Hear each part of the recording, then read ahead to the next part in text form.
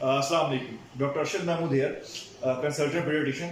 सो आपको पता है कि आजकल बरसात का सीज़न चल रहा है, तो इस सीज़न में कुछ मसले मसाइल होते हैं जिनको डिस्कस करना और आपसे बताना ज़रूरी है। कुछ कमेंट सेक्शन में मुझे मैसेजेस भी आ रहे थे कि इस पर एक वीडियो बना दें। तो बरसात के सीज़न के अंदर कुछ मसाइल होते हैं जो ज़्यादा कॉमन होते हैं, तो उनको हम डिस्कस कर लेते हैं। बरसात में क्या मसाइल होते हैं? तो इस सीज़न में चूँकि गर्मी ज़्यादा होती है और ह्यूमिडिटी ज़्यादा होती है, तो स्वेटिंग बहुत ज़्यादा होती है और डिहाइड्रेशन के चांसेस ज़्यादा होते हैं। इस सीज़न के अंदर चूँकि मक्खियों की अफजाइश ज़्यादा होती है और चीज़ें जल्दी ख़राब हो जाती हैं, तो फिर डायरिया, गैस्ट्रो के मसाइल ज़्यादा होते हैं। इसी तरह इस सीज़न के अंदर इंटेरिक फीवर यानी टाइफाइड बुखार के मसाइल ज़्यादा हो जाते हैं। मच्छरों की अफजाइश ज़्यादा होती है, तो उसी वजह से डेंगू फीवर और मलेरिया के मसाइल ज़्यादा हो जाते हैं।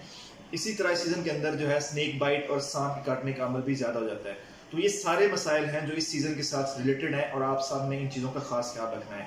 तो सबसे पहली चीज़ है डिहाइड्रेशन। उससे कैसे बचाना है अपने आप को, अपने बच्चों को। उसके ज़रूरी ये है कि आप एक तो है कि बहुत ज़्यादा गर्मी के अंदर गैर ज़रूरी तौर पे बाहर ना निकलें, सर को ढांप के रखें, पानी का इस्तेमाल बार बार करें। पानी में खासकर आप शिकंजी बना के पी लें या फिर निमकोल का इस्तेमाल भी कर सकते हैं। तो इससे आपके अंदर हाइड्रेशन का कंटेंट अच्छा रहेगा, तो उससे डिहाइड्रेशन के चांसेस कम हो जाते हैं। सेकंड है कि पेट के मसाइल और जो इंटेरिक फीवर या टाइफाइड बुखार है उससे अपने आप कैसे बचाना है। तो उसके इंपॉर्टेंट यही है कि जो घर में आप फ्रेश जो चीज़ें हैं वो इस्तेमाल करें, फ्रेश सब्जियां फल इस्तेमाल करें। उनको घर में इस्तेमाल से पहले आपने धो के आपने इस्तेमाल करना है। सब्जियां जो है उनको अच्छी तरह पकाएं। इसी तरह जो है घर में अगर मक्खियाँ वगैरह हैं तो चीज़ों को कवर करके रखें ताकि उस पर ना बैठें। बाजार से चीज़ें खाने और खुली चीज़ें खाने से इज्तनाब करें। तो इससे आप जो है ये गैस्ट्रो, डायरिया और इंटेरिक फीवर के मसाइल से काफ़ी हद तक बच सकते हैं।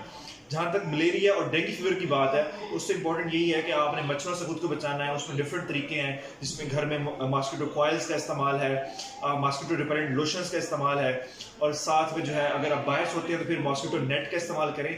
अगर अंदर हैं तो फिर उसमें तो आप जो है वो कॉइल के जरिए आपको बचा सकते हैं। ये बचाना बहुत ज़रूरी है क्योंकि मलेरिया और डेंगू फीवर के काफ़ी केसेस इस सीज़न के अंदर रिपोर्ट होते हैं। फिर हम आ जाते हैं स्नेक बाइट की तरफ। सांप काटने के केसेस भी बहुत ज़्यादा आ रहे हैं। हमें DHQ पर डेली 2 से 3 केसेस ऐसे आ रहे हैं जिसमें अंदर स्नेक बाइट के जो है मरीज़ हमारे पास लाए जाते हैं। तो उसमें खासकर जो लोग देही इलाकों में रह रहे हैं वहाँ पे ये इंपॉर्टेंट है, ये सिनेरियो इसका।